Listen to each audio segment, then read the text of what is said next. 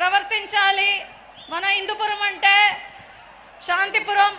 దయచేసి మీరందరూ తోసుకోకుండా శాంతియుతంగా ప్రవర్తించండి. మన అన్నదమ్ములందరూ ముందుండే వాళ్ళు శాంతియుతంగా మన అధికారులతో వాదించకండి. మీరందరూ సహకరించండి వాళ్ళతో పాటు దయచేసి.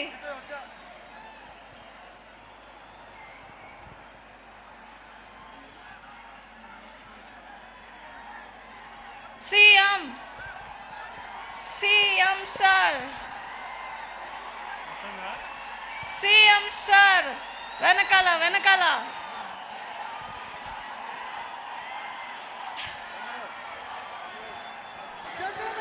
దయచేసి మన ప్రియతమ